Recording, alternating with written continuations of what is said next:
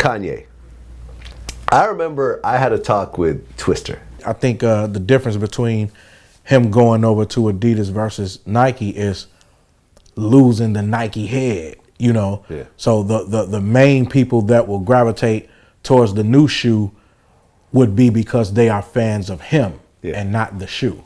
You know, so that's the one thing that he will lose is the Nike heads. But then at the same time, he gains all the Adidas heads. And even though it might not be the same amount, for him, it might be enough. The Yeezy Boost dropped, and the exact same thing happened.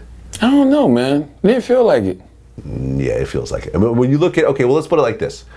When you look at the resale value of the Adidas Yeezys, and you compare it to the Nike Yeezys, it's very similar. It's all like $2,000-$3,000. Like, you know what I'm saying? It's pretty much right there. The Yeezys are not sitting on the shelf. You cannot go buy a pair. You know what I mean? And that's one of the things that kind of annoyed me a little bit about this whole situation, because I remember Kanye talking about that whole situation, saying, yeah, Nikes was stifling me. Like, I couldn't even get a pair for my friends. You know, and at least with Adidas, you'll be able to go in the store and hold it and check it out and, you know, purchase a pair if you really love it, and blah, blah. And that motherfucker sold out in fucking 3 seconds. And Can you now? You still can't? Absolutely not. Maybe Yeezy underestimated himself. That's all that was. He underestimated himself, you know, because I'm sure that they have them in stock, but maybe they just keep selling. I mean, I do see them. I see them a lot. I see a lot of people rocking them. You see people wearing them, but you don't see them in stores. Yeah, I don't see them in stores. Well, especially when New York was one of these places where a bunch of stores in New York actually got them. Gotcha. During, I believe, All-Star Weekend. You know what I'm saying? So you're going to see more in New York than you're going to see in other places. But let me tell you, as someone who owns Sneaker Watch and deals with the pulse of the resale market and everything else like that, because Sneaker Watch is an e-commerce site, you cannot, like, these things are just as hard to get as the fucking Red Octobers or whatever else. I mean, I think it depends what you're comparing the Yeezys to, too. I mean, if you're comparing them to Jordans, nothing's going to ever top Jordan. And it's still, right now to this day, nothing puts motherfuckers in the frenzy like a pair of J's. Right now to this day.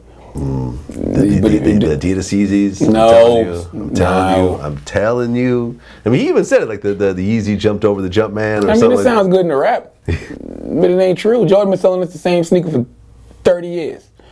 And we still eat it up like it's brand new. You know how hard it is to sell anything for 30 years? And he ain't doing nothing different. Right. I mean, no new colorways. No, I mean, there's always new colorways. I mean, it's new colorways, but I'm talking about for the majority of the time, it's the same old sneaker. I'm waiting for the Cement 3s to come out again.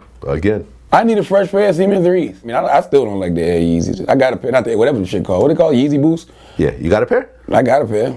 You don't wear them? No, I never wore them. Size 12. Kanye gave them to me. I wish I would have got the box autographed.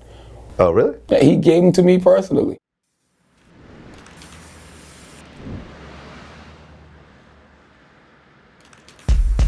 This shoe is worth how much you think right now?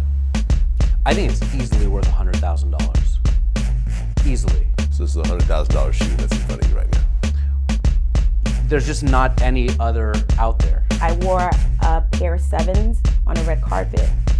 And I think that it was the fact that it was Tahiri and she, you know, wore tight dresses and, you know, wore heels everywhere and was seen as this sex symbol. And she walked in with a pair of tights, a pair of 7s,